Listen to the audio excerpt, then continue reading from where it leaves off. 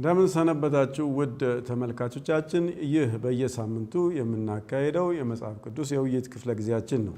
ይህ የመጽሐፍ ቅዱስ የውይይት ክፍለ ጊዜ ሆፕ ቻናል ኢትዮጵያና ፍኖተ ብርሃንና አብረን ተባብረን የምናቀርበው ነው። ፍኖተ ብርሃንና ብዙ አገልግሎቶች አሉት። መጽሐፍ በማተም እንደዚሁ ሚዲያ ላይ በመስራት ድረገጽ አለ፣ መጽሔቶች አሉ፣ ሌሎችም አገልግሎቶች ይኖራሉ። ድረገጹን ሄዳችሁ ለማየት የምትፈልጉ gizew.org ብላችሁ ብትሄዱ በዚያ ብዙ ጽሁፎችን ማግኘት ትችላላችሁ። እንዲሁም ደግሞ ያለፋችሁን የዚህ የመጽሐፍ ቅዱስ የውይይት ክፍለ ጊዜ የባለፈውንም የውይይት ክፍለ ጊዜ በዚያ ማግኘት ትችላላችሁ። በዚህ በ3 ወር የምናጠናው የዘፍጥረትን መጽሐፍ ነው። የዘፍጥረት መጽሐፍ ከመጽሐፍ ቅዱሳችን የመጀመሪያው መጽሐፍ ነው። ባለፈው ጊዜ የአብርሃምን ታሪክ ጀምረን ማጥናት ጀምረናል። በዚሁ በአብርሃም ታሪክ የምንማራቸው ትምህርቶች ብዙ አሉ። የዛሬው ቃል ኪዳን ከአብርሃም ጋር እግዚአብሔር የገባው ቃል ኪዳን ከአብርሃም ጋር በሚለው ርዕስ እናጠናለን። ወደ ጥናቱ ከመግባታችን በፊት አጠር ያለ ጸሎት እናደርጋለን። እህታችን አርሴማ ጸሎት ታደርግልናለች።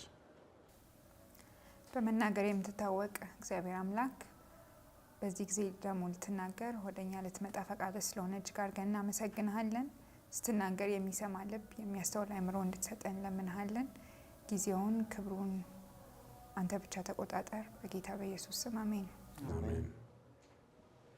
እንዳስቀመጥኩት እንግዲህ እግዚአብሔር ለአብርሃም የገባለትን ቃል ኪዳን ነው የምናየው።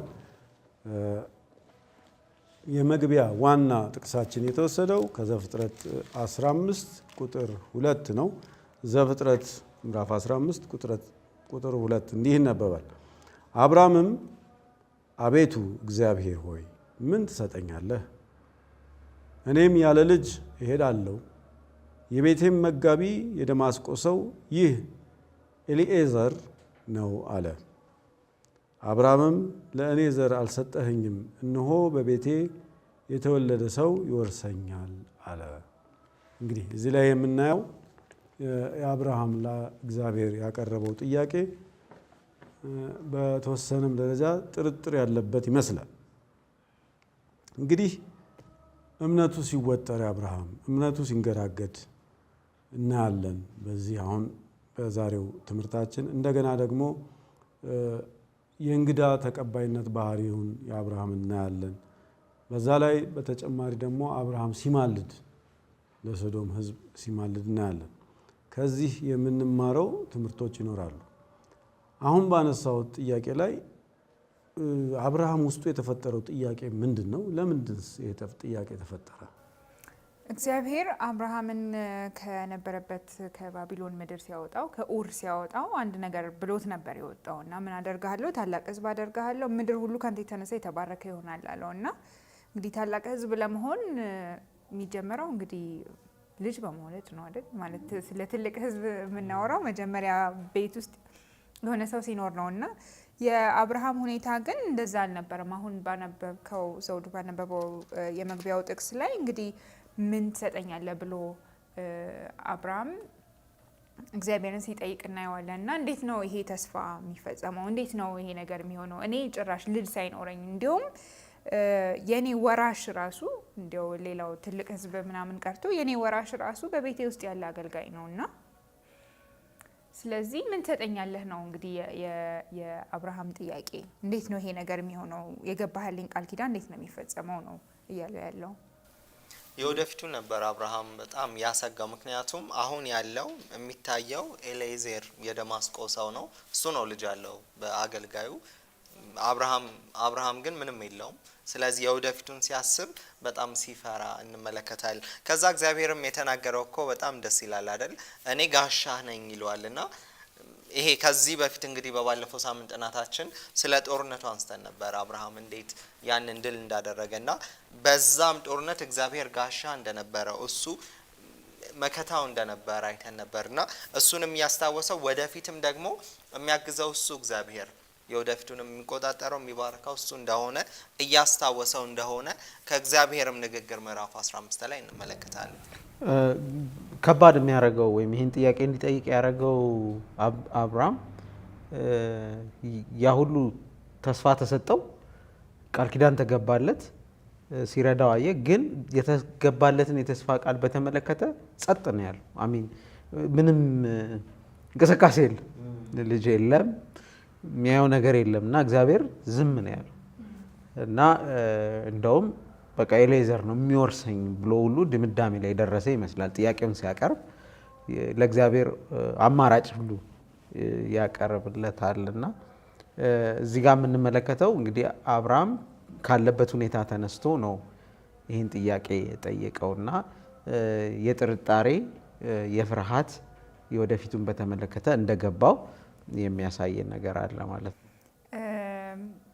በጣም ጥሩ ሀሳብ የምናገኘው በዚህ ውስጥ እግዚአብሔር እኔ አለሁልህ ሲለው እናየዋለን። ማለት እንግዲህ አብርሃም ከኋላም ብዙ የተወው ነገር አለ፣ ወደፊትም እንግዲህ ምንም ያልጨበጠው ነገር አለ። መሀል ላይ አየር ላይ ነው እንግዲህ ያለው እንግዲህ አብርሃም እና በእምነት ነው እየተራመደ ያለው። እግዚአብሔር ያለውን ብቻ ነው የሚያውቀው፣ እንዴት እንደሚሆን አያውቅም። በብዙ ጥያቄዎች ነው ውስጥ ነው ያለው። ግን እግዚአብሔር እኔ አለሁልህ ሲል እናገኘዋለን እና ማለት እያለው ያለው በቃ ነገሮች ስለሚከናወኑ በቃ እኔ ሰጥቼ አልጨርስም፣ በቃ ልጅ ሰጥቼ አልጨርስም ነው፣ በቃ እኔ ራሴን ነው የምሰጥህ ነው እያለው ያለውና ከሚበልጣውን ነገር ራሱን ነው የሰጠውና ካለው ነገር ላይ አንስቶ አይደለም የሰጠው፣ ወይም ተስፋው ብቻ ይሆናል። ተስፋውም ራሱ እግዚአብሔር ራሱ መሆኑ ያስደስታልና እግዚአብሔር ራሱን እንደሰጠ አትፍራ ያለ እምነቱን ሲጨምርለት እናያለን እና እግዚአብሔር በግራ በሚገቡ ነገሮች ውስጥ እሰጣለሁ ባለ ነገር ውስጥ ያለው ትልቁ ተስፋ እርሱ ራሱ እዛ ውስጥ መገኘቱ ነው እና አይተውም። እግዚአብሔር አይለቅም። ይህንንም ያለው አብርሃም ልጅ ከወለደ በኋላ አይደለም፣ እኔ አለሁልህ ምናምን ያለው ምንም ነገር ሳይሆን በፊት እንግዲህ እንዲሁም ጭራሽ ከጦርነቶቹ ከምኖቹ በኋላ እንግዲህ አብርሃም አሁንም ጉዳዩን እየጠየቀ ባለበት ጊዜ ነው እኔ ጋሻህ ነኝ፣ እኔ ነኝ ትልቁ ስጦታ፣ ትልቁ ሽልማት እኔ ነኝ እያለው ያለው። ልክ ነው። ይህንንም ነግሮታል። ግን ሌላም አሁን እዚህ ጋር አርግ ያለው ነገር እናያለን። ምንድን ነው አርግ ያለው? በጣም የሚገርመው እግዚአብሔር ይሄን በመጠራጠሩ ሲቆጣው አንመለከትም፣ ወይም የሆነ ነገር ሲያመጣበት አንመለከትም። ነገሩን የበለጠ የሚረዳበትን መንገድ ሲያዘጋጅና የመስዋዕት ስርዓት እንዲያዘጋጅ ሲነግረው እንመለከታለን። በጣም የሚገርመው ደግሞ ያኔ ሁለት ወገኖች ቃል ሲገባቡ የሚያደርጉት ስነ ስርዓት ነበርና ያ ቃል እንደማይታጠፍ ውል ሲዋዋሉ ወይም ቃል ኪዳን ሲገባቡ የሚያደርጉት ስነ ስርዓት ነበርና የመስዋዕት ስነ ስርዓት እንዲያደርግ ነው ያደረገውና እንግዲህ ዘፍጥረት ምዕራፍ 15 ላይ ሄደን ስናነብ እንስሳቶቹን ለሁለት እንዲከፍል አደረገ። ከዛ በኋላ እግዚአብሔር ቃል ኪዳኑን እንደሚፈጽም በነበረው ገዢ አስተሳሰብ አስታኮ በእሳት በዛ ውስጥ በማለፍ አሳየውና ማንበብ እንችላለን። ዘፍጥረት ምዕራፍ 15 ቁጥር 17 ላይ ያለው ላንብበው። እንዲህ ይላል፣ ፀሐይም በገባች ጊዜ ታላቅ ጨለማ ሆነ፣ የምድጃም ጢስና የእሳት ነበልባል በዚያ በተከፈለው መካከል አለፈ። በዚያ ቀን እግዚአብሔር ለአብርሃም እንዲህ ብሎ ቃል ኪዳን አደረገ፣ ከግብፅ ወንዝ ጀምሮ እስከ ትልቁ ወንዝ እስከ ኤፍራጥስ ወንዝ ድረስ ይህች ምድር ለዘርህ ሰጥቻለሁ። ቄናውያንን፣ ቄኔዛውያንንም፣ ቀድሞናውያንም እያለ ይዘረዝራልና እግዚአብሔር ቃል ኪዳኑን አጽንቶ ይሄን የመስዋዕት ስርዓት አሳየውና የዘረጋለት እንዲያረግ ያዘዘው ነገሩን የበለጠ እንዲረዳ ይሄን ነው። ቀኑን ግን ያው ሰንጥቆ ቀኑ ሙሉ ነው ያለው። አሞራ ሲመጣ ነበር ሲከላከል ሲያባር ዋልና ከዛ ከባድ እንቅልፍ ጣለበት ይላል እግዚአብሔር ራሱ። ከዛ በኋላ ነው አሁን ያነበብከው ማታ ላይ የሚሆነው። ምንድን ነው ይሄ የሚነግረን ነገር አለ እዚህ ውስጥ? ከባድ እንቅልፍ ይልና መጽሐፍ ቅዱሳችንም ምዕራፍ 15 አሁን ቴዎድሮስ ካነበበው በላይም ላይ ድንጋጤ እንደሆነበት ታላቅ ጨለማ እንደሆነበትም ይነግረናል። እና የሚያስገርመው ደግሞ ይሄን ከከፈለው በኋላ ቅድም እንዳስቀመጥክልን የሚያልፈው ሁል ጊዜ መሐላ ሲማማሉ ሁለቱም ነው ማለፍ የነበረባቸው። በዚህ ቦታ ግን እግዚአብሔር ቃል ከገባለ በኋላ እግዚአብሔር ብቻ በተከፈለው መሐል ሲያልፍ እንመለከታለን። ልክ ቁጥር 17 እንዳነበብክልና ይሄ ድንጋጤ፣ ታላቅ ጨለማ፣ ይሄ ሁሉ መስዋዕትነትም የሚያሳየው ክርስቶስን ነበር አሻግሮ እግዚአብሔር ለአብርሃም እያሳየ የነበረውና በክርስቶስ የሚደርሰው ያ መስቀል ያ የመስቀል መከራ ሁሉ ነው። በዛ አሸልቦት ያ ድንጋጤና ጨለማ በዛ መሃል የዛ ትንሽ ጨረፍታ እንዳየ አንዳንድ መጽሐፍትም እንደዛ ያስረዳሉ።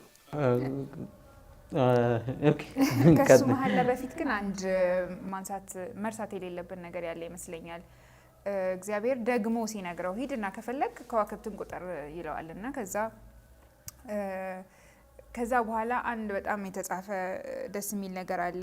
እንደዚህ ይላል፣ ወደ ሰማይ ተመልከት፣ ከዋክብትን ልቁጥራቸው ትችል እንደሆነ ቁጥር፣ ዘርህም እንዲሁ ይሆናል አለ። ከዛ እንዲሁም በኤሌዘር ላይ ባነሳው ነገር ከፍ ብሎ ቁጥር 4 ላይ ሲያነብ ይህ አይወርስም፣ ነገር ግን ከጉልበትህ የሚወጣው ይወርሳል ብሎ ይናገራል። እና ይሄ እግዚአብሔር ቃሉን የሚፈጽመው በእግዚአብሔር በራሱ መንገድ ነው ማለት በሌላ መንገድ እንዳልሆነ፣ ልክ አብርሃም እንዳሰበ ምናልባት በኤሊያዘር በኩል ወይም በሌላ በኩል እንዳልሆነ ራሱ ከጉልበትህ የሚወጣው ይወርሳል ካለው በኋላ አብርሃም በእግዚአብሔር አመነ፣ ጽድቅ ሆኖ ተቆጠረለት ይላልና በእግዚአብሔር ተስፋ ላይ አመነ።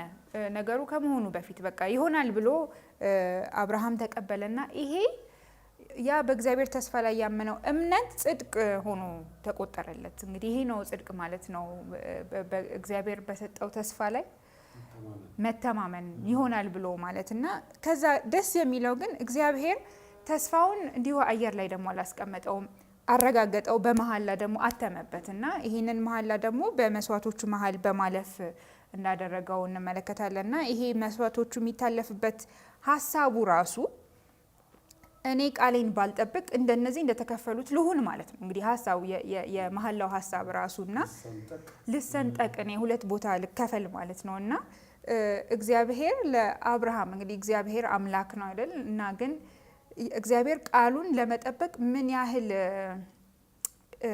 የተሰጠ እንደሆነ እዚህ ውስጥ እናያለንና ለቃሉ ለተሰጠው ተስፋ ማረጋገጫ የሰጠው ማረጋገጫ ራሱ ላይ ነው የፈረደው። በቃ እኔ ልከፈል እኔ ልቆረጥ ብሎ ይሄን ብቻ አይደለም የነገረው፣ ሌላም የነገረው ነገር አለ። እሱን ላይ ልመጣ ነበረ። ምናልባት አልፌው ተናገርኩኝ እንጂ ስለዚህ ስለተከፈለው ከፍ ብለን ስናነበው እዛው ምዕራፍ 15 ዘፍጥረት ምዕራፍ 15 ላይ ከቁጥር 9 ጀምሮ ያለውን ላነበው ፈልጋለሁ። ቁጥር 8 ጀምሮ ያለውን አቤቱ እግዚአብሔር ሆይ እንድወርሳት በምን አውቃለሁ አለ። እርሱም የ3 ዓመት ጊደር፣ የ3 ዓመት ፍየል፣ የ3 ዓመት በግም፣ ዋኖስም እርግብም ያዝልኝ አለው። እነዚህንም ሁሉ ወሰደለት፣ በየሁለትም ከፈላቸው። የተከፈሉትንም በየወገኑ ትይዩ አደረጋቸው። ወፎችን ግን አልከፈለም። አሞራዎችም በስጋው ላይ ወረዱ፣ አብርሃምም አባረራቸው። ከዛ ፀሐይም በገባች ጊዜ አብርሃም ከባድ እንቅልፍ መጣ፣ ድንጋጤ እና ጨለማም ወደቀበት። አብርሃምም አለው ዘርህ ለእነርሱ ባልሆነች ምድር ስደተኛ እንዲሆኑ በእርግጥ እወቅ፣ ባሪያዎችም አድርገው 400 ዓመት ያስጨንቋቸዋል ብሎ ነገረው። ከዛ በኋላ ነው በመስዋዕቱ መሀል ያለፈው እና እነዚህ አሞራዎች የሚወክሉት ነገር ነበር፣ እየነገረው ያለው ነገር ነበር። ያን ፍርሃት ሲጥልበት እና ምንድን ነው ያለው ዘሮች ከዛ በኋላ 400 ዓመት በባርነት እንደሚገዙ ብሎ እዚሁ ላይ ትንቢትም ሲነግረው እንመለከታለን። ነገር ግን ቅድም ላነሳሽው ሀሳብ ጋር የሚሄደው የአብርሃምን ልጅ እንደሚሰጠው ወይም ከጉልበቱ የወጣ እንደሚወርሰው ሲነግረው አምኖ መቀበሉ እንዲሁ ስናየው ቀላል ነገር ይመስላል። ግን እሱ በነበረበት አስተሳሰብ ስለ ጽድቅ የነበረው አመለካከት በጣም ከባድ ነበር። ለምሳሌ ጽድቅን በስራ ነበር የሚያምኑት። ሰንበት ትምህርታችንም ይናገራል። ማት የተባለች ጣዖት ነበረቻቸው አይደለ? ከዛ ከእሷ ጋራ እሷን ለማስደሰት በሚያደርጉት ነገር በሚቆጠር በሚሰራ ነገር ነው። ነገር ግን አብርሃም እግዚአብሔር የሰራው ስራ ከእሷ ላባ ጋር ይመዘንና ከመዘነ ትገባለህ፣ ትጸድቃለህ፣ ካልመዘነ አትገባም። እንደዛ ነው። ይሄ በነበረበት ሁኔታ እሱ ግን የተነገረውን ነገር አምኖ ተቀበለና የተቀበለው ደግሞ እንደማይገባው ሆኖ የተቆጠረለት ነው። እሱ በሰራው እሱ ባደረገው ሳይሆን እንዲሁ የተሰጠው መሆኑን በእንግሊዝኛ ኢምፒውትድ ምንድነው የተቆጠረለት መሆኑን ተቀብሏልና በዘመኑ የነበረውን ገዢ አስተሳሰብ አልፎ እግዚአብሔርን ማስደሰት የቻለው በዚህ ነው የሚለውን ሀሳብ የሚያስገርመው ይሄ ሀሳብ አሁንም በክርስትና ውስጥ ራሱ ማለት ሾልኮ ሲገባ እንመለከተዋለን። ብዙዎች በራሳቸው ስራ ወደ እግዚአብሔር ለመስጠት ለመቅረብ ሲሞክሩና ያ እንግዲህ የመጣው አሁን እንዳስቀመጥክልን በፊት ከጣዖት ከግብፅ ከተለያየ ጣዖት አምልኮ በራስ ስራ በስራቸው ለመስለቅ ከነበረ ጉዞ ነውና የሚያስገርመው የአብርሃም ታሪክ ግን እግዚአብሔር ለሰራለት ነገር በመቀበሉ ነው ጽድቅ ሆኖ የተቆጠረለት። የሚያስገርም ሀሳብ ነውና የእሱ የሰራቸው መልካም ስራዎች ሁሉ ድምር አይደለም ጽድቅ የሆነለት በቃ እግዚአብሔርን እሺ ማለት ማመኑ መቀበሉ ነው። አዎ አሁን እንግዲህ ጥሩ ነው። እግዚአብሔር ተስፋ ገባለት። ግን እግዚአብሔር ተስፋ ሲገባ በቃ እስካሁንም ልጅ ከልክሎታል። እንግዲህ ከልክሎታል ልበል የለም ልጅ። ከዛ ደግሞ አሁንም ጥሩ ዜናም ነግሮታል። ግን ደግሞ ሌላ መጥፎ ዜናም አለ። የ400 ባርነት አለ። ለምንድን ነው እንደዚህ የሚያደርገው? በቃ ክፉ ነገር ትትው አድርጎ በመልካም ነገር በቃ መባረክ ማለት እንደዛ አይደል? ከተባረከ አይቀር ባርነት ሳይኖር መካንነት ሳይኖር ወዲያው በቃ ያው ልጅ በልጅ ቻው። ለምን አልሆነም እንደዛ? ይሄ ሰው አስተሳሰብ ነው። በረከት ማለት እንደዚህ ነው የሚል ትርጓሜ ለመጽሐፍ ቅዱሳችን ላይ በቃ ምንም ችግር የሌለበት እንዲሁም ክርስቶስ ሲናገር በዓለም ሳላችሁ መከራ አለባችሁ ማለት ይሄ በረከት የሚባለው ለምን አስፈለገ? እሱ አሁን ይሄ ባርነቱ መካን መሆኑ እንደው ዝም ብሎ በተፈጥሮ ሂደት ውስጥ ልጠቀም ብሎ ነው እግዚአብሔር ወይስ ትምህርታዊ ነገር አለው? ኃጢአት ወደ ምድር ከገባ በኋላ የእግዚአብሔር እቅድ አልነበረም ኃጢአት እና ከዛ በኋላ ሰዎች በመከራ ትምህርት ቤት ውስጥ ማለፍ ያው ግድ ሆነ። በባለፈው ሳምንት ጥናታችንም ይሄ ወርቅ እንዲጠራ በእሳት ውስጥ ማለፍ እንዳለበት እያነሳን ነበርና በመከራ ትምህርት ቤት ውስጥ በማለፍ የበለጠ በእግዚአብሔር ላይ መተማመን ብቸኛው ምርጫ። ምክንያቱም እግዚአብሔር በዛ ሲያልፉ እንዲህ በቃ የግድ ወደ እኔኑ ሳይሆን ብቸኛው አማራጭ እሱ እንደሆነ እንዲያዩ በዛ በመከራ ትምህርት ቤት ውስጥ እንዲያልፉ እግዚአብሔር ሲፈቅድ እንመለከታለን። ይሄ በተለይ እግዚአብሔር ላይ የተነሳው ጥያቄ አለ አይደል? የተፈረደበት እግዚአብሔር ምን አይነት አምላክ ነው የሚለውና እና የኃጢአት ክፋት በደንብ አልተስተዋለም በሰዎች ዘንድ ምን ያህል የከፋ እንደሆነና ይህንን በደንብ ለማስተዋል በእነዚህ ነገሮች ውስጥ ማለፍ ይጠቅማል ብዬ አምናለሁ። ማለት እግዚአብሔር እነዚህ ነገሮች ተጠቀማቸው እንጂ ሀሳቡ የመጀመሪያ ሀሳቡ በቃ እነዚህ ነገሮች አመጣባቸዋለሁ በሰዎች ላይ አይደለም። እንግዲህ ሀሳቡ ግን ለመልካም ቀየራቸውና የእግዚአብሔር እውነተኛ ባህሪ እንዲሁም የኃጢአት እውነተኛ ባህሪ የሚገለጥባቸው እድሎች ናቸው እነዚህ መከራዎች፣ ችግሮች። ለምሳሌ እንዲሁም ነፃ አውጪ ነው ክርስቶስ ሲባል ከምን ውስጥ እንደሚያወጣ ባርነት ምን እንደሆነ በደንብ ያውቀዋል ህዝቡ። ፈዋሽ ነው ሲባል መታመም ምን እንደሆነ በደንብ ያውቀዋል። ከሞት ወደ ህይወት ያወጣል ሲባል ሞት ምን ማለት እንደሆነ ያውቃልና በትክክልም ለመፍረድ በእነዚህ ውስጥ ማለፍ ጠቃሚ ይሆናል። ግን በምናልፍበት ጊዜ የሚያስገርመው እኮ እሱን መመልከት በጣም ከባድ ነው እና ትልቁም እምነትም የሚመጣው እንግዲህ ዕብራውያንም ላይ ስናጠና ባለፈው ሳምንት ጥናታችንም ስናጠና እዚህ ጋር ነው። በዛ አብርሃምም በረሃብ መጀመሪያ እግዚአብሔርን አምኖ ሲወጣ መጀመሪያ ያጋጠመው ረሃብ ነበርና ግን በዛ ረሃብ ውስጥ ሲያልፍ ሙሉ ለሙሉ በእግዚአብሔር መታመን ያ ትተውጣ የተባለውን ነገር ሙሉ ለሙሉ እንዲለማመድ እግዚአብሔር እድል እየሰጠው ነበርና በዛ በመከራ ትምህርት ቤት ውስጥ ማለፍ ምንም እንኳን እኛም ቢሆን ነገር ግን ሙሉ ለሙሉ እኛነታችን እንድናስተውል የእግዚአብሔርንም በእግዚአብሔር ላይ መተማመንም እንድንማር ትልቅ አስፈላጊ ነገር መሆኑ አንደኛው እሱ ነው። ሁለተኛ እግዚአብሔር እዚህ ላይ የፈለገው ሊያስተምረው ነው የፈለገው። ግን ትልቁ ሊሰጠው የፈለገው ትምህርት ወይም ሊያስተምራቸው የፈለገው እዚህ አሁን ልጅ ከለከለው ወዲያው አልሰጠውም። ቃል ኪዳን እንደገባለት ወዲያው መስጠት ይችል ነበረ። ነገር ግን እግዚአብሔር በዙሪያው ባሉ ነገሮች ከዙሪያው ባሉ ገዢ አስተሳሰብ ሊሆን ይችላል በሌሎችም ነገሮች ላይ እይታውን አንስቶ ሙሉ በሙሉ እሱ ላይ እንዲያደርግ እይታውን ከሁኔታዎች ላይ እንዲያነሳ እግዚአብሔር ይፈልግ ነበር። ስለዚህ በእንዲህ አይነት አስቸጋሪ ሁኔታዎች ይመራው ነበር። በጣም የሚገርመው እኮ በእንዲህ አይነት አስቸጋሪ ሁኔታዎች ብታልፍም ብሎ ግን ቃል ኪዳኑን ለማጽናት በተከፈለው መስዋዕት ውስጥ ያለፈው እኮ እግዚአብሔር። በዛም ግን የነበረበትን ሁኔታ ስናየው ልጅ አልባ ነበረ እና ከነዚህ ሁሉ ሁኔታዎች ላይ እይታውን አንስቶ እግዚአብሔር ላይ አትኩሮቱን እንዲያደርግ ትምህርት እየሰጠው ነው በዚህ መከራ ውስጥ እንዲያልፍ ያደረገው። የሚያስገርመው እዚህ ጋር እኮ ቅድምም እንዳስቀመጥ ነው እንግዲህ በዛ በተከፈለው መካከል ስታልፍ እንደዚህ ልከፈል እያልክ ነውና እግዚአብሔር ያውቃል የአብርሃም ቀጥሎ የሚመጣው የአብርሃም ሕዝብ የአብርሃም ትውልድ ይሄ ቃል ኪዳን እንደማይጠብቅና ያልጠበቀው ያ ሆኖ እግዚአብሔር ግን ራሱ ተነሳሽነቱን ወስዶ ራሱ ያንን ሞት ያንን በቃ መከፈሉን ሲወስድ በክርስቶስ መስቀል እንመለከታለንና ያም ነበረ ቅድም በጥቂቱ እንዳየነው በጨረፍታው በአብርሃም ላይ ድንጋጤ ያጨለማውም በጥቂቱ በጨረፍታው ያንን አብርሃምም አይቶ እንደነበር በህልም ማየት እንችላለን። የበረከትንም ትርጓሜ ደግመን እንድናስብ የሚያደርገን ነገር ነው።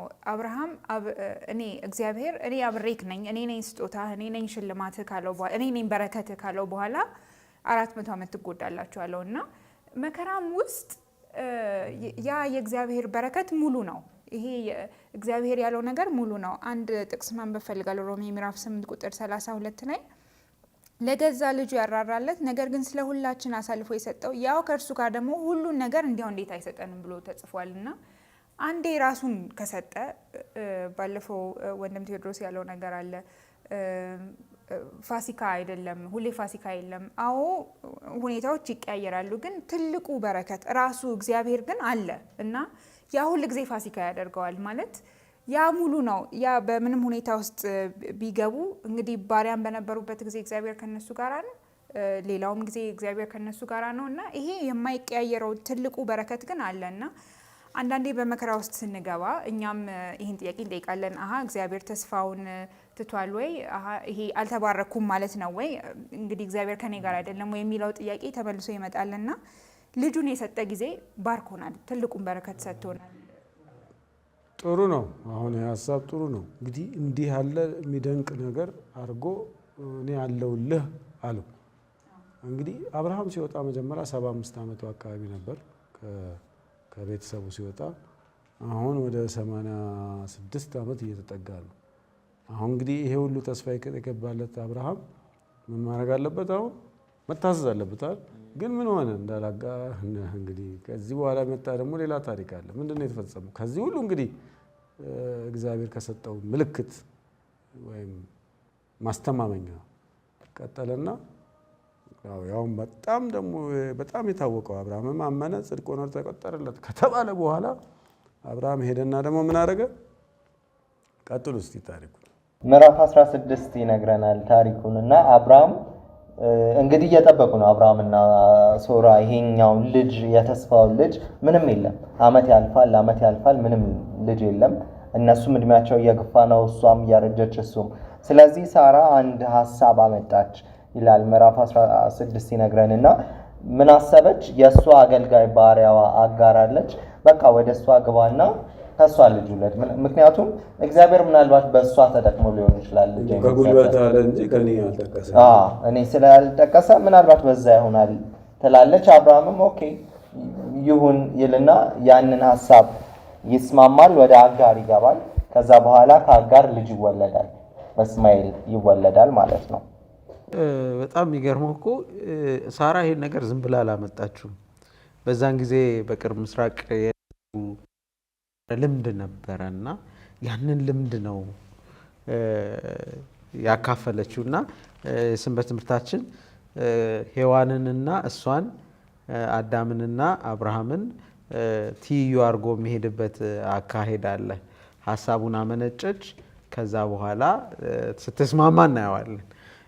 ሲስማማ እናየዋለን። ልክ ሔዋን ከሰይጣን ጋር በነበራት እንትን ተአምና ግንኙነት ወይም ንግግር ተቀብላ ፍሬውን በልታ ከዛ ወደ ባሏ ስታመጣ እሱም ተስማምቶ በዛ እንደገባ ያሳያል። እና በጣም የሚገርመው ግን ሁለቱንም ስንመለከተው ይህ የሰው አስተሳሰብ አጋር አረገዘች እኮ እና የሰራ መሰለ፣ ጥሩ መሰለ እና ውጤታማ መሰለ።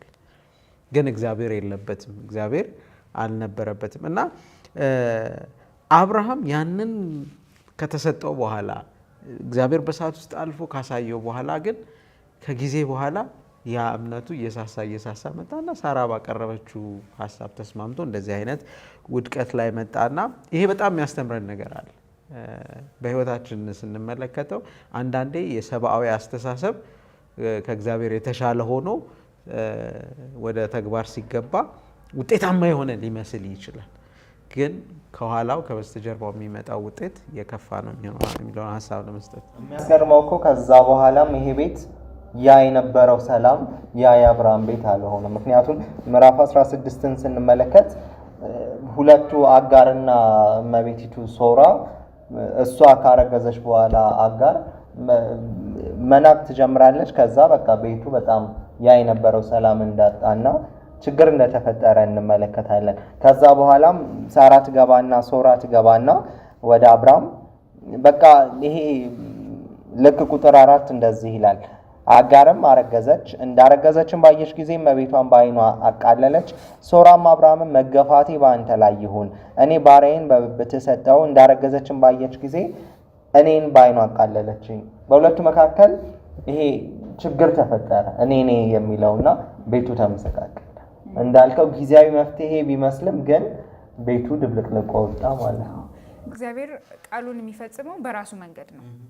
አደርጋለሁ ካለ እንግዲህ በራሱ ይሄ እኛ ገብተን እንድናግዘውና ብሎ ነገር የለም። እመኑኝ ነው፣ እመኑኝ አደርገዋለሁ ነው።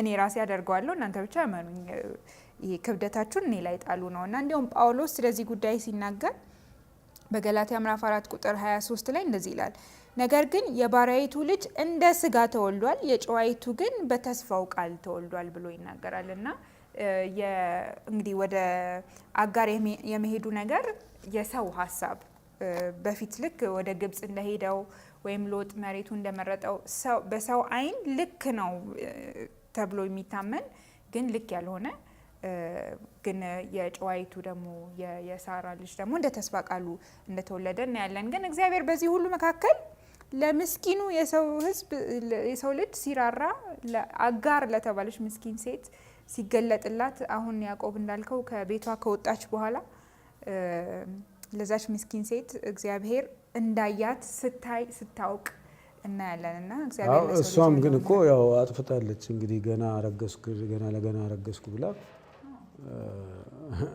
አቃለለቻት። እዛ መባረር መጣ። ግን የሚገርመው ነገር እግዚአብሔር አሁን ቅድም ካነሳ ነው ቃል ኪዳን በኋላ እንደገና ሲናገር ለማን ሲያናገር ነው የምናገኘው? አጋርን ሲያናገር ነው። ግን ደግሞ እንደገና ሲላት ደግሞ አጋር ብሎን የጠራት ወይስ ከነስሯ የሳራ ባሪያ ሆይ ብሎን የጠራት እያስታወሳት ማለት ነው። የሚገርም አጠራር ነው። ምን ታደርጊያለሽ እዚህ ብሎ እሷን በጣም በተቸገረችበት በበረሃ በተባረረችበት ሰዓት ነው ሂጂና ተገዢ ለእመቤትሽ ብሎ እግዚአብሔር ሲልካት እናያለን። ተመልካቾቻችን እንግዲህ ይሄ ምን አይነት መንፈሳዊ ትምህርት አለው የሚለውን አሁን ረፍት አድርገን ስንመለስ በሱ ውይይት እንጀምራለን። ተመልካቾቻችን እንግዲህ ከረፍት በፊት ስንነጋገር የነበር ነው አጋር ካረገዘች በኋላ የደረሰባትን ክስተትና በዛ ምክንያት እግዚአብሔርም ተመልሰሽ ወደ እመቤትሽ አገልጊ ሂጂ እንዳላት ከዛም ብዙ ትምህርት እንደምናገኝ ተነጋግረናል። እንግዲህ የምናገኘው ትምህርት በዛ ውስጥ ምንድን ነው የሚለውንም እናነሳለን። ከዛ በኋላ ግን ደግሞ እንደገና እግዚአብሔር ደግሞ የጀመረው አንድ የቃል ኪዳን ስርዓት አለ፣ እሱንም እናነሳለን። ስለዚህ በዚህ እንደርደርና እንቀጥል። የሚያስገርመው እንግዲህ አብርሃም በዛ ቤተሰብ ውስጥ እስማኤል ተወለደ። ከዛ በኋላ የአጋርም መልአኩ እንደነገራትና እንደተመለሰች እንመለከታለን። በዚህ ጊዜ 86 ዓመቱ ነበረ አብርሃም። ከዛ በኋላ እግዚአብሔር ለአብርሃም አዲስ ምልክት እንዲሆነው ግርዛትን ይሰጠዋል።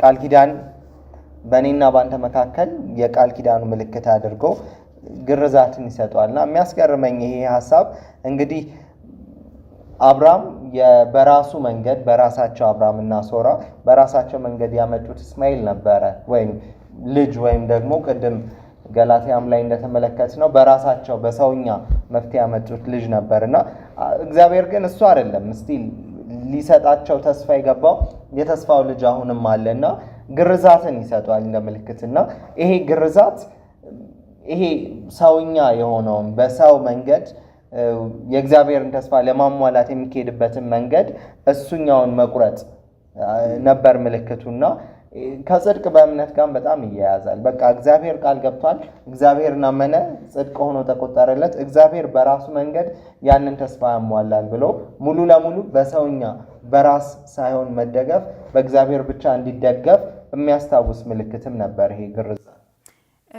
ይህንን የእግዚአብሔርን ሀሳብ በእግዚአብሔር ላይ መደገፍ የተስፋይቱ ልጅና በተስፋው ቃል የተገኘው ልጅና ከዛ ደግሞ በብልጣብልጥነት የተገኘውን ልጅ ልዩነት ሀሳቡን እነዚህን ሁለት ንጽጽሮች በስያሜዎቻቸው ራሱ ልንመለከት እንችላለን። ልክ ይህንን የቃል ኪዳን ምልክት ከመስጠቱ በፊት የአብራም የነበረው ስሙ አብርሃም ሲሆን የሶራ ስም ደግሞ ሳራ ሆኖ ሲቀየር እናገኘዋለን እና አብራም ትርጉሙ ራሱ ከፍ ያለ አባት ማለት ነው። በቃ ወደ ትኩረቱን በሙሉ ወደ ራሱ የሚያመጣ ስም ነበር እና ሶራ ደግሞ የዚህ ከፍ ያለው አባት ልዕልት ማለት ነበር እና እነዚህ ሁለቱም ሰው ላይ ያነጣጠሩ ናቸው እና እግዚአብሔር ግን ስያሜያቸውን ቀይሮ አብራምን አብርሃም የብዙዎች አባት ሲያደርገው እንመለከታለን። ሶራ ደግሞ ሳራ የዚህ ሰው ልዕልት ብቻ ሳትሆን የሁሉም ሰው ማለት የሁሉም ሰው አባት የሆነው ከመሆኑ የተነሳ ማለት ነው እና የእግዚአብሔርን ሀሳብ በእነዚህ በስሞች ንጽጽሮችም ውስጥ እናገኘዋለን። ከምልክቱ በፊት በጣም የሚገርመው ጥናታችን ዕብራውያንም ስናጠና አሁንም የአዳምና ሔዋንን ከፍጥረት ጀምሮ እያየን ስንመጣ የሰው ልጅ እያጠፋ እግዚአብሔር የግንኙነት አምላክ ነው ብለናል አይደል? ያን ግንኙነት ሲያቋርጥ እናያለን። አዳምና ሔዋን ኃጢአት ሰሩ። ከዛ ሄዶ የፈለጋቸው የት ናቸው ያላቸው እግዚአብሔር ነው። ከዛም በኋላ በተለያዩ ቦታዎች ላይ አይተናል። እዚህም ጋር ስንመጣ ግንኙነቱን አቋረጡት። ከእግዚአብሔር ጋር የነበረውን ጀመረውን የእምነት ጉዞ ወደ አጋር ወድም በመግባት በራሳቸው መንገድ በመሄድ ያን ግንኙነት አቋረጡት። አሁን እንደገና እግዚአብሔር ተመልሶ መጥቶ ያን ግንኙነት የመስዋዕቱን ስርዓት የመገረዝን ስርዓት ሰጥቷቸው ያንን ነገር ሲቀጥለው እንመለከታለን። እና በጣም የሚገርመው ደግሞ ክፍል ምንድነው? ይሄንን ደም መፍሰስ ወይም ይሄ የግርዛት ስነ ስርዓት ሲያመላክት ወይም ሲሰጥ ሰንበት ምን የመሲሁን መስዋዕትነት እንዲያስቡ የመሲሁን መስዋዕትነት እግዚአብሔር አሁንም በአብርሃም በኩል በሱ ዘር በኩል ለዓለም ያዘጋጀውን መድን እንዲያስቡ እንዲረዱ ይህን የመስዋዕት አውድ እንደሰጣቸው እንመለከታለን። ግን አሁን እናንተ እንግዲህ መገረዝን እኮ የጽድቅ በእምነት ምሳሌም ነገር ነው እያላችሁ ነው። ጳውሎስ ግን ሄዶ ጭራሽ መገረዝ ምን ያደርጋል ብሎ ድራሽ አባቱን አጥፍቶታል። ወደ ሮሜ ስንሄድ ገላትያም ላይ ያነሳዋል እና አልተቃረንም። ይሄ መገረዝ እንዲሁም አሁን ባለው አስተሳሰብ የምዕራቡ ዓለም እንዲሁም ይሄ የእስራኤላውያን ባህላዊ የሆነ ነገር እንጂ ምንም የማያስፈልግ እንደሆነም አድርገው ይቆጥሩታልና በእንግዲህ አዲስ ኪዳንም ላይ መገረዝም አለመገረዝም ያው ነው ብሎ ይዘጋዋል። ግን መገረዝ ምን ያሳይ ነበረ ነው እንግዲህ ዋናው ከዚህ ውስጥ የምናገኘው ሀሳብ። እግዚአብሔር የሰጠበት ምክንያት ምንድን ነው? እና ወንዶች በሚገረዙ ጊዜ ሴቶች እዚህ ውስጥ የሉም ማለት ይሄ በእኛ ባህል ውስጥ አጉል የተለመደ ነገር እንጂ መጽሐፍ ቅዱሳዊ የሆነ ነገር አይደለም። እንግዲህ በተገረዙ ጊዜ ህመም አለው፣ በጣም ረዳተ ቢስነት ስሜት አለው እና በዛ ሁኔታ ውስጥ ግን እግዚአብሔር እንደ ሰው ረዳት ቢስ በሆነበት ጊዜ እግዚአብሔር አቅም መሆኑን እግዚአብሔር ጉልበት መሆኑን የሚያመላክተው ነገር አለ ግርዘትና ይሄ የማይጠቅም የሆነን ነገር መቁረጥ ሸለፈት የሆነን ነገር መቁረጥን ህመም ያለው ነገር ነው እንግዲህ ግን ያንን እንዲያደርጉ ግን በዚህ ውስጥ ጽድቅ በእምነትን እግዚአብሔር ላይ መደገፍን እንዲለማመዱ እንግዲህ ያንን ሐሳብ ለማጉላት የተሰጠ እንጂ ልክ ማንኛውንም ነገር እንግዲህ እንደ ሰው ማድረግ እንደምንፈልገው በቃ ተገርዣለሁና እግዚአብሔር መንግስት ይገባኛል ይሄ ድርጊት ሆኖ እንዲቆጠር ይሄ መዳኑ ራሱ ከመገረዝ የሚመጣ ሳይሆን የጽድቅ በእምነት አመላካች መሆኑን እግዚአብሔር ረዳታችን እግዚአብሔር አቅማችን ጉልበታችን መሆኑን ማመላከቻ ነው። የሚያሳዝነው እኮ ምክንያቱም አሁን ያኔ ይሄ ምልክት የተሰጣቸው በጣም ለጠጡትና ምልክትነቱ ሳይሆን ይሄ መዳኛ መንገድ አድርገው ወሰዱት እና ጳውሎስም ችግሩ ከሱ ጋር ነው። በቃ እሱ አይደለም ይላልና ሁሌም ግጭት እንዳለ መጽሐፍ ቅዱሳችን ላይ እናያለን። እግዚአብሔር ይሰጣል፣ በእምነት ነው መዳን። በቃ በራሳችሁ ስራ፣ በራሳችሁ ልፋት፣ በራሳችሁ መልካም በሆነው ራሱ አይደለም ይለናል። ከዛኛ ደግሞ እንደው ትንሽ እንደው እቺም እናዋጣ እንላለንና ምልክትነቱን እንደ ዋና አድርገን ስንወስደው እንደ መዳኛ አድርገን ስንወስደው አይደለም። ጳውሎስም አይደለም የሚለን እሱ ነው። ነገር ግን እንደ ምልክትነቱ ግን ያ በእኔነት ልጅ ወለደበት ያመጣውን ሸለፈቱን ምልክት ሆኖ በቃ ያንን ግረዝ ያንን ሸለፈትህን እንደ በቃል ኪዳን እንደሚያስገርመው እኮ የቃል ኪዳኑ በእኔና በእናንተ መካከል ያለው የቃል ኪዳን ምልክት ይሄ ይሆናል ሲለው እያሳየው ነው። በቃ በእምነት አሁንም በእኔ ላይ ተደገፍ እያለው ነውና እሱንም እንማራለን። እንግዲህ በጣም ነው የሚገርመው። እንዳልከው ለጥጠውት ነው ይሄ ችግር የተፈጠረው።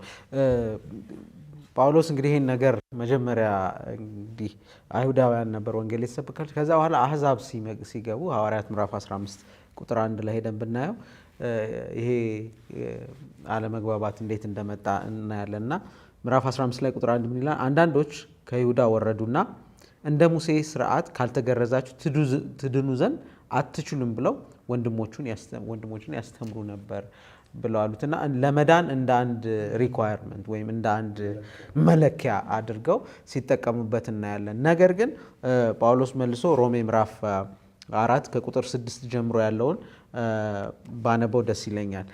እዛ ላይ ግልጽ አድርጎ ይህንን አህዛብ ወደ ቤተክርስቲያን እየገቡ ሲመጡ ምልክትነቱ ነው እንጂ የመዳን መንገድ እንዳልሆነ ሲያሳያቸው እንመለከታለን። ቁጥር 7 ጀምሬ ወይም 6 ጀምሬ ባነበው እንደዚህ ይላል። እንደዚህም ዳዊት ደግሞ እግዚአብሔር ያለ ስራ ጽድቅ ስለሚቆጠርለት ስለ ሰው ብጽዕና ይናገራል እንዲህ ሲል አመፃቸው የተሰረየላቸው ኃጢአታቸውም የተከደነላቸው ብፁዓን ናቸው፣ ጌታ ኃጢአቱን የማይቆጥርበት ሰው ብፁዕ ነው ይልና ቁጥር 9 ላይ እንዲህ ይላል። እንግዲህ ይህ ብጽዕና ስለ መገረዝ ተነገረ ወይስ ስለ አለመገረዝ ብሎ ይጠይቃቸዋል። እምነቱ ለአብርሃም ጽድቅ ሆኖ ተቆጠረለት እንላልና እንዴት ተቆጠረለት ብሎ ይጠይቃል። ተገርዞ ሳለ ነውን ወይንስ ሳይገረዝ? ተገርዞ አይደለምን? ሳይገረዝ ነበር እንጂ። ሳይገረዝም በነበረው እምነት ያገኘው የጽድቅ ማህተም የሆነው የመገረዝ ምልክት ብሎ የሚያድነው እምነቱ ነው። ያን ማመኑን በመገረዙ ነበር ያሳየው እንጂ ለማመን ወይም መገረዝ ለመዳን መለኪያ ሆኖ አናገኘውም የሚለውን ሀሳብ ለመስጠት ነው። እና ቅድም እንደተባለው ለምሳሌ የበግ መስዋዕት ሲያቀርቡ የበጉ መስዋዕት አይደለም የሚያድናቸው፣ ነገር ግን በዛ ምሳሌ ውስጥ የተሰጠው ኢየሱስ ክርስቶስን አሻግረው ማየት እንዲችሉ ነው። እዚህም ጋር የተሰጣቸው ለዛ ነበር። ነገር ግን እስከ ጥግ ወሰዱትና ቅድም ያልነውን አሕዛብ ሲመጡ ካልተገረዙ አይድንም ወደሚል ትምህርት መጡና እዚህ ላይ በግልጽ የሚነግራቸው ያንን ነው ለማለት ነው። ስለዚህ ተገረዙ ብላችሁ አታስቸግሯቸው እያለ እንግዲህ ከዚህ ግዝረት ታሪክ በኋላ ከተሰጠው ትእዛዝ በኋላ ቤተሰቡን ሁሉ ወንዱን በሙሉ ገረዘ፣ እስማኤልም ተገረዘ።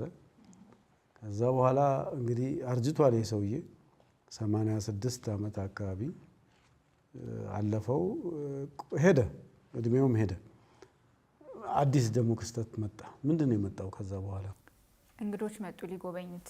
እንግዲህ አብርሃም በሚኖርበት አካባቢ እንግዶች መምጣት ከተማ ውስጥ አልነበረም የሚኖረው። ትልቅ ሰዎች የሚዘዋወሩበት ቦታ ውስጥ አይደለም።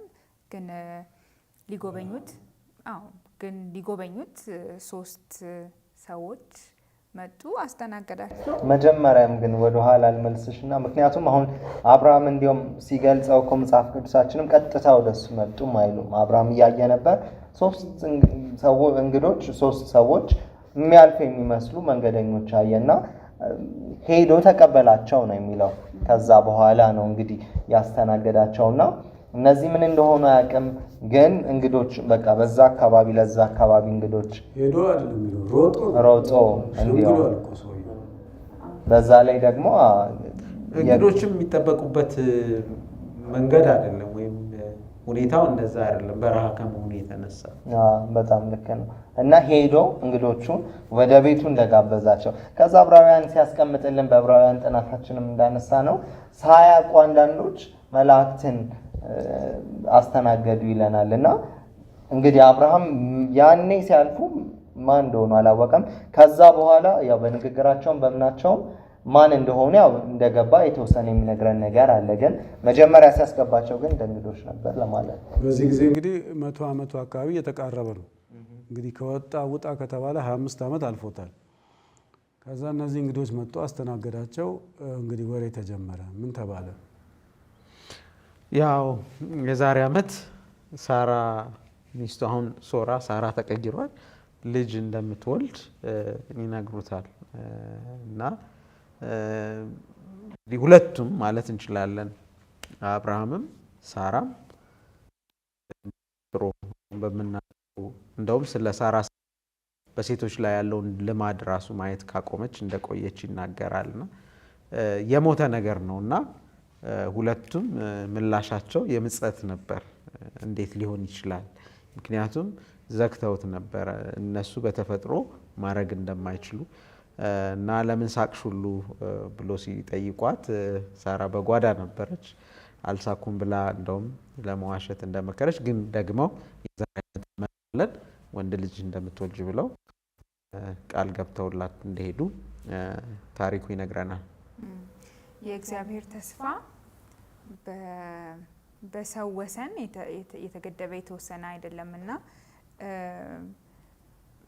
አንዳንዴ እኔ እንደዚህ ብዬ አስባለሁ። ልክ ይሁን አይሁን እርግጠኛ አይደለሁም። ግን እግዚአብሔር በቃ ራሳቸው ላይ ተስፋ ከማድረግ እስከሚወጡ ድረስ የጠበቃቸው ይመስለኛል። እግዚአብሔርን ብቻ ጥይቱን አስጨረሳቸው በሙሉ እድላቸውን ሁሉ ሞክረዋል። በቃ የሚያውቁትን ሁሉ ሞክረዋል። ከዚህ በኋላ እግዚአብሔር ብቻ ነው። ተዘጋ ሁሉ መንገድ። እምነት የሚለውም ሀሳብ እዚህ ጋር ነው በደንብ የምናየውና የሚያስገርመኝ እንግዲህ እግዚአብሔር እስካሁን ወይ በህልም ወይም ከፍ ባለ በሚያስደነግጥ ነገር ነው እንደ እግዚአብሔር ሆኖ እየቀረበው ነው ያንን ቃል ኪዳን የሚያድስለት። እዚህ ጋር ግን በሰው እንደ ሰው መጣ፣ እቤቱ ተስተናገደ፣ ምግብ በላ፣ አብሮት ጊዜ አሳለፈ። ከዛ በኋላ ቃል ኪዳኑ እንደገና ማለት ይታያች ሁሉ ነገር አልቆ ልክ እንዳስቀመጥሽው ሰውኛው መንገድ አልቆ ጨርሰው እንደገና ደግሞ ቃል ኪዳኑን አደሰለት። ልክ ቃል ኪዳኑ እንዳደሰለት ደግሞ ቃል ኪዳኑም ተፈጸመ እና የሚያስገርመው ቅድም ቴዎድሮስ እንዳስቀመጠልን እዚህ ጋር አብርሃምም ሳራም ሲስቁ ማለት በጣም የማይመስል ነገር ያው ሳቃቸው ፍርሃትም አለው፣ ግን ነገሩ መደነቅም ብቻ ሳቅ እንዳሉ እንመለከታለን። ከዛ በኋላ በአመቱ እግዚአብሔር ሊሰጣቸውና ይሄ የልጁም ስም እንዲያውም ይስሐቅ ይባላል እንዳላቸውና ልክ የአጋርን ታሪክ ስንመለከት እስማኤል እንደተባለ የልጁ ስም እግዚአብሔር ይሰማል እንደተባለ እግዚአብሔር ተስፋውን ፈጽሞ ደግሞ እግዚአብሔርም ሳቅ እንዳለ የሚናገር ትርጉም እንዳለው ከስሙ መረዳት እንችላለን። እነዚህ ሰዎች የእግዚአብሔር ወኪሎች እንደሆኑ ልንረዳ እንችላለን። ምክንያቱም እንግዲህ ሰው ሊሰጥ አይችልም ይሄንን ተስፋ አይደል? የዛሬ ዓመት ልጅ ትወልዳለህ ሊለው አይችልም። በተለይ አብርሃምን አሁን ባለበት ሁኔታ ግን ከእግዚአብሔር የመጡ የእግዚአብሔርን ሀሳብ ይዘው የመጡ ሰዎች እንደሆኑ ግልጽ ነው እና እንዲያውም አብርሃም ራሱ የተጠቀመው እነሱን ለመጥራት የተጠቀመው ጌታዬ ብሎ ሲጠራቸው እናገኛለን እና እነዚህ ከሰው ማለት እንዲያውም እንግዲህ ጳውሎስ መላእክትን ተቀብለዋል ብሎ ግልጽ ያደርገዋል እና ግን እግዚአብሔርን የሚወክሉ ከእግዚአብሔር መልእክት ይዘው የመጡ ግን አካላት መሆኑ ሊሰመርበት ያስፈልጋል። ማለት ሰዎች ብቻ እንዳልሆኑ የእግዚአብሔርን ሀሳብ የእግዚአብሔርን መልእክት ይዘው የመጡ እንደውም ራሱ አምላክ መገለጡን የሚያሳይ ቃል ነው። ጌታ የሚለው እሱ የተጠቀመበት አዶናይ የሚለውን ሌላ ቦታ ላይ የተጠቀመበት እንደሆነ ያስቀምጣልና ለእግዚአብሔር ብቻ የሚጠቀምበት ቃል እንደሆነ ያስቀምጠዋል ሰንበት ትምህርታችን። ይሄ በጣም የሚገርም ነው። እንግዲህ ሳቅ በሳቅ ሆነ ማለት ወንጌል ሳቅ በሳቅ ያደርጋል። ከኛ ውጪ ሆኖ እግዚአብሔር ሲያመጣው በሳቅ ይሞላል። ብዙ አስተምሮት አለው ውስጡ። ግን ከዚህ በኋላ ሌላ ደግሞ ታሪክ ተከስቷል። የተከሰቱ ታሪክ ደግሞ ምንድን ነው? እሱን እናንሳ። እንግዲህ ሎጥ እንዲመርጦ የሄደበት ቦታ ነበረ። እንግዲህ አብርሃም ስለ ቅዱሳን ሲማልድ ወይም ከእግዚአብሔር ጋር ንግግር ሲያደርግ ነው የምናየው እና ሎጥ ማነው ሰደምና ገሞራ በኃጢአታቸው ምክንያት በጣም እየከፋ እንደሄደና ያ መገለጫው ምንድን ነው? እነዚህ እንግዶች ከአብርሃም ከወጡ በኋላ ወደ ሎጥ ቤት ነው የሄዱት አመሻሹ ላይ እና ልክ አብርሃም እንዳረገው ሎጥም ተቀበላቸው በቤቱ እንዲያርፉ እንደውም ሰገደላቸው ሁላ ይላልና በነገራችን ላይ የአብርሃምም የሎጥም የእንግዳ መቀበል እንትናቸው በጣም የሚገርም ነው። እንግዳ ለመቀበል ያደረጉት ነገር እና በዛውም ከእግዚአብሔር የተላኩ መልእክተኞችን ተቀብሏል እና ነገሩን በአጭር ለማስቀመጥ ያው እነዚህ ሰዎች በእንግድነት ወደ ሎጥ ቤት እንደገቡና በሰዶምና ገሞራ የነበረው የኃጢአት ጥግ ከመጨመሩ የተነሳ የከተማው ሰዎች እነዚህ ሰዎች እንዲሰጣቸውና በእነሱ ላይ ግብረ ሰዶም ማድረግ እንደፈለጉ ይናገራል። ግን አሁን እስቲ ወደ አብርሃም ምንድን ነው ያደረገው ከነዚህ መላእክቶች ጋር? እሱ ነው ዋናው እንድናስበት። ያንን ተስፋውን ካደሱለት በኋላ እነዚህ መላእክትም እነዚህ ሰዎችም እግዚአብሔርም ለአብርሃም እኔ ማደርገውን ይገርማል። ቁጥር 16 ላይ ሰዎችም ከዚያ ተነስተው ይላል ዘፍጥረት ምዕራፍ 18 ቁጥር 16 ሰዎችም ከዚያ ተነስተው ወደ ሰዶም አቀኑ። አብርሃምም ሊሸኛቸው አብሯቸው ሄደ። እግዚአብሔርም አለ እኔ ማደርገውን ከአብርሃም ሰውራለሁን? አብርሃም በእውነት ታላቅና ብርቱ ሕዝብ ይሆናልና የምድር አሕዛብ ሁሉ በአብርሃም በእርሱ ይባረካሉና። ይሄንን ይነግረዋል። ከዛ በኋላ የሰዶምና ገሞራ ኃጢአት በጣም እጅግ ከፍቷል፣ ወደ እኔም ደርሷል፣ ስለዚህ ላጠፋ ነው ከተማይቱን ብሎ ይነግረዋል ለአብርሃም። ከዛ በኋላ አብርሃም ጥያቄ ይጠይቃል። ማለት እዛ እንግዲህ ቅድም እንዳስቀመጥነው ሎጥ የወንድሙ ልጅ ያለበት ከተማ ነው። ስለዚህ ከዛም እንደገና ደግሞ ከእግዚአብሔርም ጋር ካለው ግንኙነት ተነስቶ ጥያቄዎችን ይጠይቃል። ከቁጥር 23 ጀምሮ በእውኑ ጻድቁን ከኃጢአተኛ ጋር ታጠፋለህን ብሎ ይጠይቀዋል። ከዛ በኋላ ይሄ ከእግዚአብሔር ጋር የነበረው ንግግር በፍርሃትም በአክብሮትም ሆኖ ጥያቄውን ያቀርባልና 50 ጻድቃን ቢገኙ በዛ ከተማ እንደው ታጠፋታለህን ብሎ ይጠይቃል። እግዚአብሔርም 50 ቢገኝ አላጠፋም ይለዋል እና በዛ ጊዜ 100 የአንድ ሀገር ከተማ ትንሽ ከተማ ያው 100 ነው ተብሎ ነው በአብዛኛው ይሄ እንደ ምሳሌ የሚጠቀሰውና 50 ሲል እንደው ግማሽ ቢሆኑና ግማሹ ጻድቃን እንኳን ቢሆኑ ብሎ እየጠየቀ ነበር። ከዛ በኋላ ይቀጥላል አብርሃም 45 ቢሆኑ እየቀነሰ ሄድና እንደው 10 ቢገኙ በዛ ከተማ ታጠፋታለህን ብሎ ስለዛሽ ከተማ ሲማልድ እናገኘዋለን እና በመጽሐፍ ቅዱሳችን መጀመሪያ ላይ ነው ማለት እንደዚህ አይነት ሐሳብ ስናገኝ አንድ ሰው ለሌላ ሰው ሲማልድ በእግዚአብሔር ፊት ሲቀርብ የምናገኘው መጀመሪያ ላይ እንግዲህ ከአብርሃም ታሪክ ነው። እግዚአብሔር ማለት አብርሃም እግዚአብሔርን ዳይሬክት አቅጣጫ እየሰጠው አይደለም። ማለት በቃ እንደዚህ ከሆነ አድርግ፣ እንደዚህ ካልሆነ አድርግ ያለው አይደለም። ጥያቄ እየጠየቀው ነውና እግዚአብሔር ግን ለጥቂት ሰዎችም ለ10 ሰዎችም እንኳን ቢሆን ምህረት ለማድረግ ፈቃደኛ እንደነበረ እናያለንና ይሄ የእግዚአብሔር ምህረት ምን ያህል ትልቅ እንደሆነ የሚያሳይ ነውና ግን የእግዚአብሔር ምህረት ግን አላገኘም። እንደው የ10 ግማሽም አላገኘምና ያው በጣም ሳንነጋገር እንዳላልፍ የምፈልገው ሀሳብ በጣም የአእምሮዬን የያዘኝ ይህን ሳጠና ምንድን ነው ይሄ ሁሉ ነገር ሆኖ ጥፋት በዚች ከተማ ላይ መጥቶ ኃጢአታቸው እንደዚህ ጥግ ደርሶ እግዚአብሔር ሊያጠፋቸው የተዘጋጀ እነሱ ግን በሌላ ዓለም ደስታ ውስጥ ነበሩና ነገሮች ምንም ያንን የሚያሳዩ ነገሮች አልነበሩም። በክፋታቸው ቀጥለዋል። ሁሉ ነገር ባለበት ነው ያለው የሚመስለው። ግን እኮ ጥፋት በጣም ቀርቧቸው ነበርና መጨረሻ ላይ ያው ጠፋች። ይሁዳ ላይ እንደምናየው ለዘላለም ተቃጠለች እና አሁንም በዚህ ዘመን እንደዛ ነው ይላል። አሁን ብዙ ሰው ስለ ጌታ ምጽአት ሲያስብ አሉ የተሰጡ ምልክቶች፣ ግን በቃ የሆነ ዓለም አቀፋዊ የሆነ ትዕይንት ምናምን ለንስሐ የሚጋብዝ ትዕይንት የሚጠብቁ ሰዎች አሉ። ግን ነገሮች በዚሁ መልኩ ነው፣ እንደዚሁ በአፍዛ ደንግዝ ያለ ነው። ድንገት ጥፋት መጥቶ ሊይዘና እንደነሱ እንዳንሆን ቆም ብለን መጠንቀቅ ያስፈልጋል። ግን አሁን እግዚአብሔር መለመን ያስፈልገዋል እንዴ? እዚህ ላይ እሱ ምሕረት እምቢ ስለሚል ነው እንዴ? የሚያስገርመው እኮ እሱ ነው አይደለም? ምክንያቱም የምልጃ ጥያቄ ይነሳና እባክህ እየተለመነ እሺ በቃ እያለ ነው። በፍጹም አይደለም። ነገር ግን የምናየው አብርሃም ያ የእግዚአብሔር ወዳጅ የሆነው በቤቱ እግዚአብሔርን ያስተናገደው ያ ሰው የእግዚአብሔር አይነት ባህሪን ሲለማመድ ነው የምንመለከተው። ምክንያቱም እግዚአብሔር ምሕረት ለማድረግ ምርጫ የሆነ ማለት እንዲሁም ቅድም አርሴማም ካስቀመጠችልን ሀሳብ እንደው ጥፋት ለማጥፋት የሚፈልግ ሳይሆን እንደው አስር ማለት እኮ ያ ሁሉም እንደው 90ውም ክፉ በጣም ኃጢአተኛ ሆነው እንደው 10 ቢገኝ ፈቃደኛ ነበር ለማትረፍ። አብርሃምን ባይጠይቀውም ፈቃደኛ ነበር።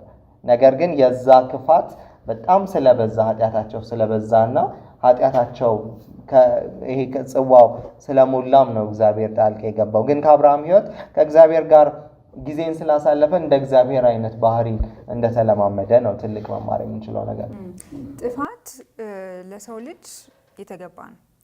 ከዚህ በፊትም እንግዲህ በባቢሎን በጥፋት ውሃ በኖህ ዘመን ህዝብ መጥፋት እንደነበረበት በቃ እግዚአብሔር ባያጠፋው ህዝቡ እርስ በራሱ ተባልቶ እንደሚጠፋ ተነጋግረን ነበርና የኃጢአት ፍርዱ ዋጋው መጥፋት ነው ማለት እግዚአብሔር የፈጠረውን ፍጥረት ማጥፋት ለእግዚአብሔር ደስታ የሚሰጥ ነገር አይደለም። ግን የሰው ልጅ እንግዲህ እስካሁን ድረስ በዘፍጥረት ውስጥ እያጠናን የመጣ ነው። ሲያሽቆለቁል እግዚአብሔርን እየተወ ሲመጣ ነው የምናገኘውና ያንን የሚገባውን ነገር ግን እግዚአብሔር በየጊዜው እድል እየሰጠ ለምሳሌ በጥፋት ውሃ ጊዜ መርከብ እየሰጠ መርከብ ውስጥ ግቡ እያለ እንዲሁም በዚህ ጊዜ ደግሞ አብርሃም ሲለምን እናገኛለን እና ምሕረትን ግን እግዚአብሔር አልከለከለም ብቻ ሳይሆን እድል ሰጥቷል የሰው ልጅ እንዲመለስ እንዳይጠፋ እና አብርሃም የኢየሱስ ማሳያ ነው። እንግዲህ ከዚህ ትምህርት ላይ እንደምናየውና አብርሃም የኢየሱስ ማሳያ ነው። ምክንያቱም ሰው እንዳይጠፋ ስለ ሕዝብ የሚማልድ በእግዚአብሔር ፊት የሚቆም በእግዚአብሔር ፊት መቆም ማለት ስለ ሕዝቡ መጸለይን ያመለክታልና አብርሃም በእግዚአብሔር ፊት ሲቆም እንመለከተዋለን እና ስለ ሕዝቡ ግድ ሲለው ሕዝቡ እንዳይጠፋ በእግዚአብሔር ፊት ሲመጣ እናገኘዋለን እና መጥፋት የሚገባ ነገር ነበረ ማለት በኃጢአት ምክንያት ልንጠፋ የተገባን ነበርን። ግን እግዚአብሔር ምሕረቱን ስለሰጠን እንጂ እግዚአብሔር በጥፋት የሚደሰት አምላክ ሆኖ አይደለም። ግን የመረጥነው ምርጫ ግን ጥፋት የሚገባን ሆኖ ነው እንግዲህ የሚገኘው።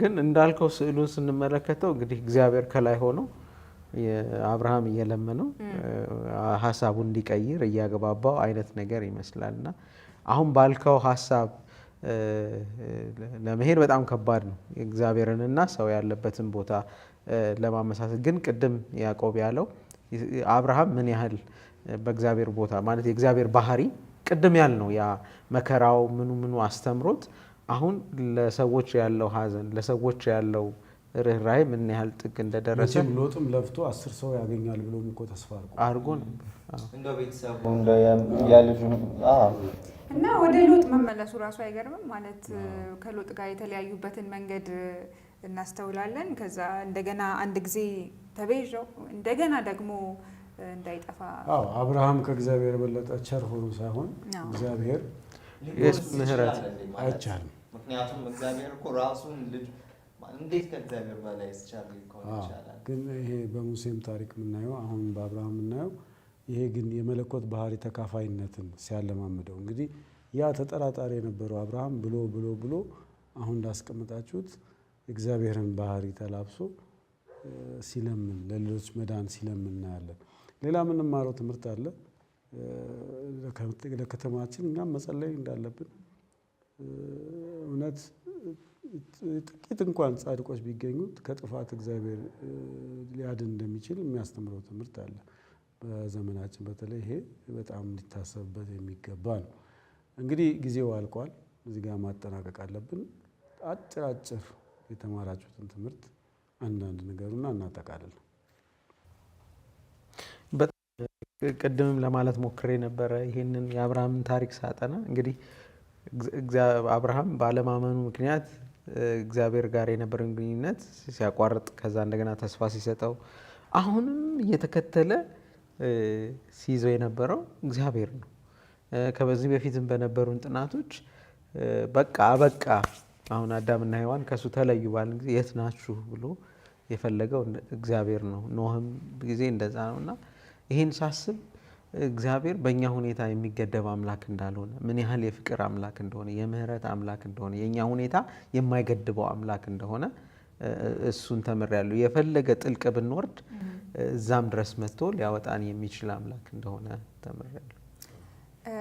እኔ በጣም የሚደንቀኝ ነገር እንግዲህ አብርሃም እየዋለለ ምን ግራ እየገባው እንግዲህ መሀል ላይ ባለበት ሁኔታ ውስጥ እግዚአብሔር እኔ ነኝ ሽልማት፣ እኔ ነኝ ስጦታ፣ ብዙ ነገር ልታገኝ ትችላለህ፣ ከኔ የበለጠውን ነገር ግን ልታገኝ አትችልም ነው እያለ ያለው እና የስጦታዎቹም የበረከቶቹም ቁንጮ እግዚአብሔር ራሱ ነው እና ይህን ማለቱ ሳያንስ በመሀላ ደግሞ ማተሙ ይገርመኛል። እግዚአብሔር በቃ ሀሳቤን አልቀየርኩም፣ አሁንም ወዳለሁ፣ አሁንም ቤዣለሁ፣ አሁንም ታላቅ ሕዝብ አደርግሃለሁ እንዳለ ነው እና ይህ ተስፋውን መስጠቱ ብቻ ሳያንስ እሱ ብቻ ለኛ በጣም ከሚገባን በላይ ነው። ግን በመሀላ ደግሞ ማተሙ ይደንቀኛል። እኔ ያስገረመኝ የአብርሃም እንግዲህ እንደዛ ፈርቶ እህቴ ነች ሲል ያየነው ባለፈው ሳምንት ጥናታችንም ጥርጣሬዎች አንዳንዴ ሊኖሩ ይችላል። በዛሬው ጥናት ደግሞ ያንን ጥርጣሬ ልጅ ሳይኖር ሲቀር ወደ እግዚአብሔር መጥቶ ሲጠይቅና የእምነት ተቃራኒ አይደለም ጥርጣሬዎች መከሰታቸው። ነገር ግን ወደ ትክክለኛ ቦታ ከመጣን ወደ እግዚአብሔር ከመጣን እግዚአብሔር ልክ ዋናው ሽልማታችን ያንን ሁሉ የሚያትምልን ቃሉን የገባልን የሚፈጽመው እግዚአብሔር ስለሆነ ጥርጣሬ መኖሩ እምነት የለም ማለት ሳይሆን ወደ እግዚአብሔር እንድንመጣ ምክንያት ሆኖን እምነታችን እንዲያድግ ምክንያት ሊሆን እንደሚገባው ነው የተማርኩት። በጣም ጥሩ። እኔም የተማርኩት ወንጌል የእግዚአብሔር ስራ ብቻ ነው። ከዛ ደግሞ እዛ ለመድረስ ካስፈለገ ሁሉን ነገር ያስጨርሰንና እግዚአብሔር ዜሮ ስንሆን እሱ ይመጣል። ይሄ የሚገርም ነውና በጣም ልናስብበት ይገባል። ውድ ተመልካቾቻችን እንግዲህ በዚህ ይህንን ጥናት እዚህ ላይ መቋጨት አለብን። የመጨረሻውን ጸሎት ወንድማችን ቴዎድሮስ ያደርግልናል። ስኖር አባታችን እግዚአብሔር እጅግ አድርገን እናመሰግንሃለን።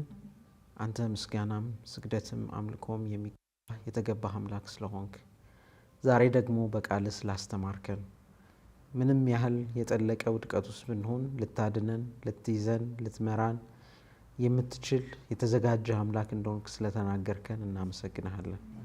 በዚህ እምነት ሁልጊዜ እንድንጸና ዕለት ዕለት ይህንን በማሰብ በአንተ መልካምነት ላይ በመደገፍ መኖር እንድንችል ስላስተማርከን በኢየሱስ ስም እናመሰግንሃለን። ይህንንም የሰሙ ሰዎች የበለጠ ወደ አንተ መቅረብ እንዲችሉ የተዘራው ዘር በውስጣቸው ማፍራት እንዲችል ለሕይወት መጽናናት ለሕይወት መዳን እንዲሆንላቸው በኢየሱስ ስም እንለምንሃለን። ጊዜውን ሁሉ ስለተረከብክ፣ ስለተቆጣጠርክ፣ ስለረዳህን፣ ስላገዝከን ክብር ሁሉ ላንተ ይሁን። በኢየሱስ ስም አሜን።